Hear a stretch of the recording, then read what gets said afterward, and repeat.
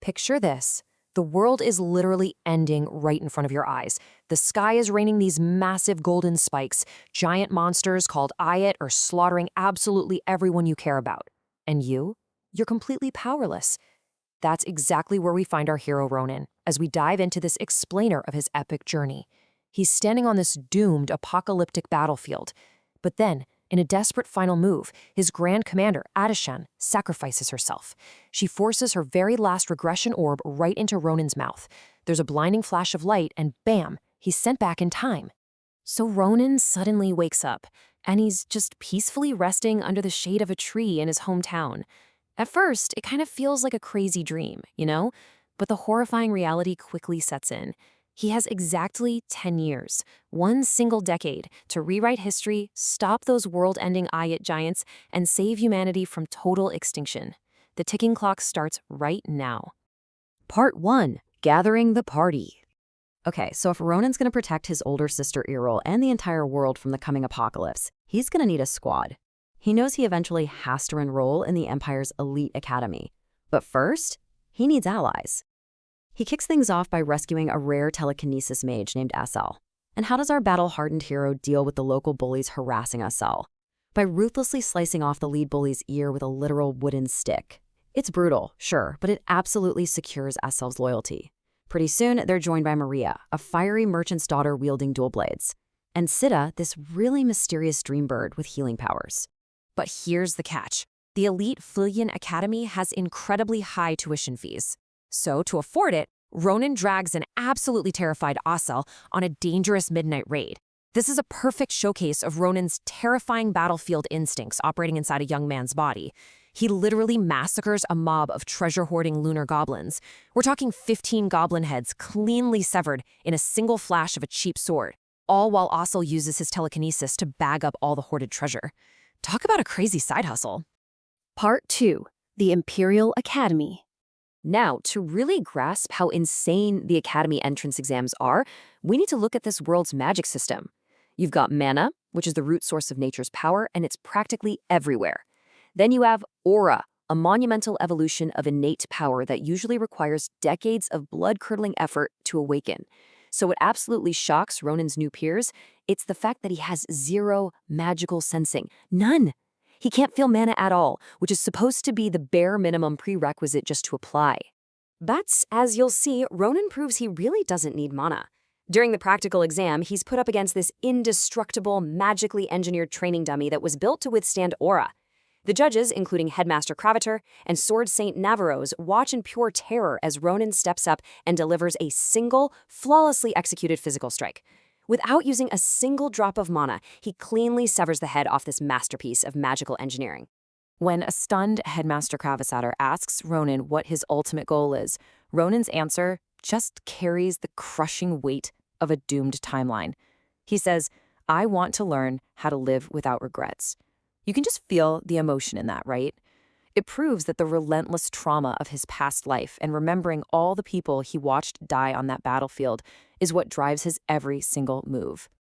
So, he undeniably places first in the practical exam, but despite being an absolute physical genius, guess where Ronin placed in the written theory test? 5,712th. Why?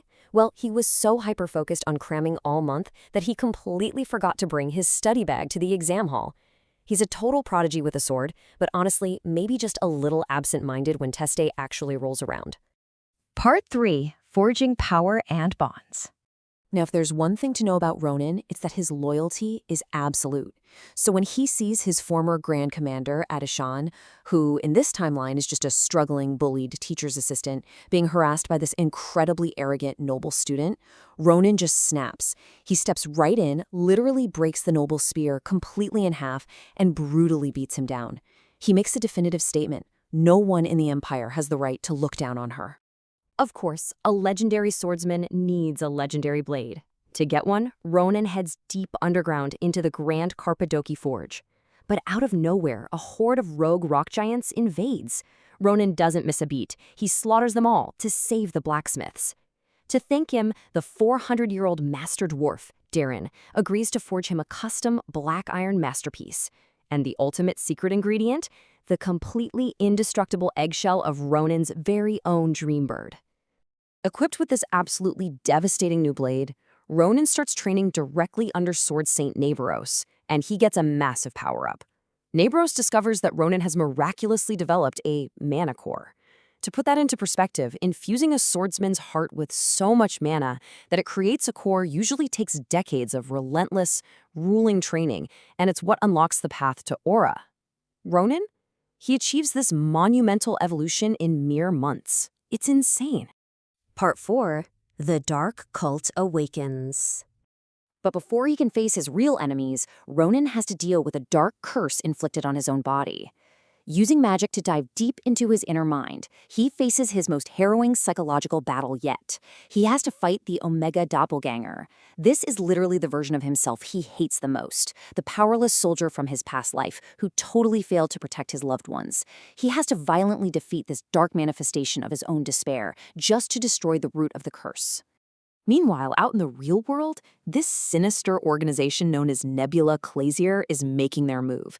These guys are bad news. They worship the stars, brainwashed monsters to attack the Empire's trade routes, wield forbidden magic, and they're actively assassinating priests in the shadows. They are systematically moving to destroy the Empire's main pillars before the giant apocalypse even begins. So, to shatter the final and most dangerous layer of his curse and gear up for the coming war, Ronin needs a highly rare magical catalyst. This means taking a journey to the deadly wasteland known as the Desert of Dinhar to track down a legendary black stone. For this high-stakes desert mission, he actually teams up with his fierce academy rival, the noble sword saint Schlieffen. But here's the crazy part. When they finally arrive at the harsh desert oasis, they find the elite local warriors have already been slaughtered by these mysterious, linen-wrapped cultists. Talk about a massive cliffhanger. With his new powers unlocked and his allies by his side, can Ronin actually rewrite this apocalyptic future? Or is the timeline completely doomed to repeat itself? Thanks for checking out this explainer, and we'll have to see what happens next time.